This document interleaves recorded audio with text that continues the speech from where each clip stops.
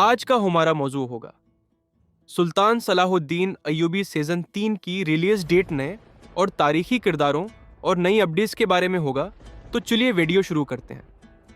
اس وقت سلطان صلاح الدین ایوبی سیزن 3 کی کوئی باقاعدہ یا سرکاری ریلیز ڈیٹ موجود نہیں ہے۔ پروڈیوسرز یا چینلز کی طرف سے سیزن 3 کے بارے میں کوئی واضح اعلان ہی نہیں کیا گیا۔ سیزن 2 مکمل ہو چکا ہے اور اس کے بعد اگلے سیزن کے حوالے سے خاموشی ہے۔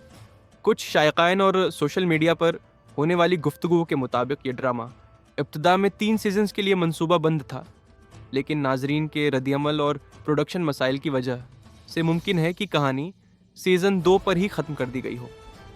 یہ سب صرف قیاس آرائیاں ہیں، ان کی کوئی سرکاری تصدیق نہیں ہوئی۔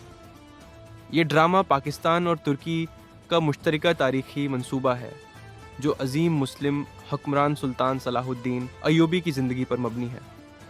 اس میں ان کی ابتدائی زندگی، جدوجہد، اقتدار تک پہنچنے کا سفر اور صلیبی جنگوں کے خلاف ان کی لڑائیاں دکھائی گئی ہیں۔ اردو ڈبنگ کے بعد یہ ڈرامہ پاکستان سمیت کئی مسلم ممالک میں کافی مقبول ہوا۔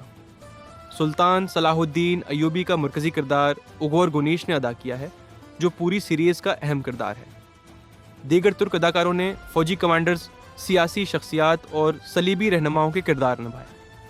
کچھ پاکستانی فنکار بھی پروڈکشن یا ایڈیشن کے مرحلے میں شامل تھے، لیکن سب کو نمایاں کردار نہیں ملے۔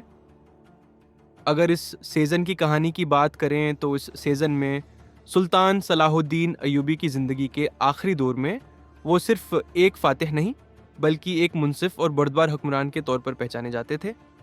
بیت المقدس فتح کرنے کے بعد انہوں نے عیسائیوں کے ساتھ غیر معمولی رحم و انصاف کا مظاہرہ کیا، عام لوگوں کو قتل عام سے بچایا، فدیہ دے کر قیدیوں کو آزاد ہونے کا موقع دیا اور مذہبی مقامات کی حفاظت کی۔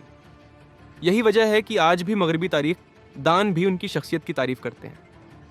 فتح بیت المقدس کے بعد صلیبی طاقتیں مکمل طور پر ختم نہیں ہوئیں۔ یورپ سے تیسری صلیبی جنگ شروع ہوئی، جس میں انگلینڈ کا بادشاہ رچرڈ شیر دل مرکزی کردار تھا۔ صلاح الدین ایوبی اور رچرڈ کے درمیان کئی جنگیں اور سفارتی معاہدے ہوئے۔ اگرچہ دونوں ایک دوسرے کے دشمن تھے، مگر ایک دوسرے کی بہادری اور شرافت کے معترف بھی تھے۔ بالآخر ایک معاہدہ ہوا جس کے تحت بیت المقدس مسلمانوں کے پاس رہا، مگر عیسائی زائرین کو زیارت کی اجازت دی گئی۔ 1193 میں سلطان صلاح الدین ایوبی کا انتقال ہوا۔ حیرت انگیز بات یہ ہے کہ اتنی بڑی سلطنت کے مالک ہونے کے باوجود ان کے پاس ذاتی دولت نہ ہونے کے برابر تھی۔ ان کی وفات کے بعد ان کے بیٹوں اور رشتہ داروں میں سلطنت تقسیم ہو گئی، جس کی وجہ سے ایوبی سلطنت آہستہ آہستہ کمزور ہوتی چلی گئی۔ بعد میں مملوک سلطنت ابھری اور انہوں نے صلیبیوں اور منگولوں دونوں کا مقابلہ کیا۔ اگر آپ کو یہ ویڈیو اچھی لگی ہو تو ہمارے YouTube channel info T V کو سبسکرائب کریں اور اسی کے ساتھ ہمیں اجازت دیں۔ اللہ حافظ۔